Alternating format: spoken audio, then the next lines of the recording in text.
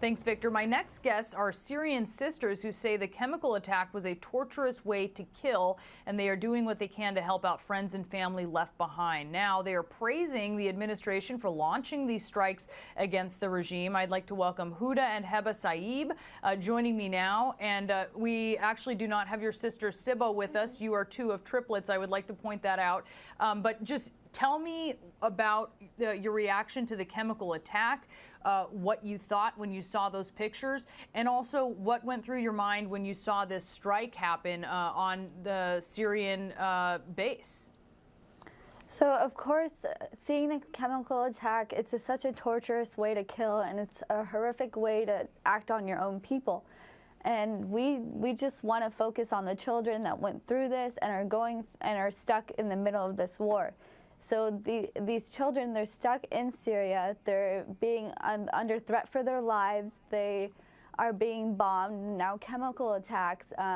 It just seems like the situation keeps escalating more and more, and they have no other way out, which is why we think the administration and the United States should go further in letting these kids who are stuck in this situation in, because they can't move on with their lives. Well, and certainly I want to talk to you about that, especially you can speak to that as Syrian refugees. But Huda, I wonder, when you saw that this strike had taken place, were you surprised? What was your reaction? I was surprised that the airstrike had taken place, because after 6 years, more than 6 years of kind of silence from America, this is a positive step towards Syria, and it's a good leadership and initiative that's happening for the Syrian people. And what did you think, Heba?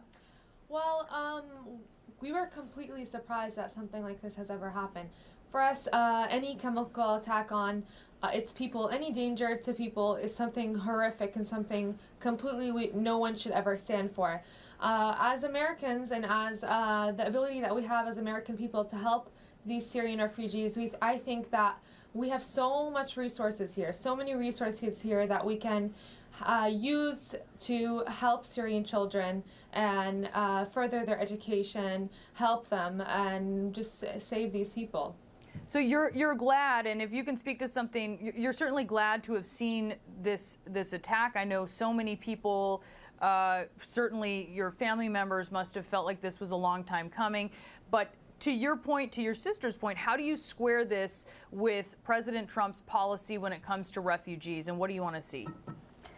This, the airstrike and this kind of warning towards the Syrian government, it kind of contradicts with his policy towards the Syrian refugees. You can't sympathize with the Syrian people to the point where you have an airstrike and at the same time keep them in that kind of situation, because you're keeping them locked in and forcing them under these bombs and under the chemical attacks. Heba, what do you think about that? I do agree with that. I do think that a part of helping these people, it's not just by using these chemical attacks, but also and striking them, is by bringing them in, helping them, bringing them into our country. You've, Heba, I'm sure, or tell me if you have not, have you or your parents been in touch with your family back home? What are you hearing?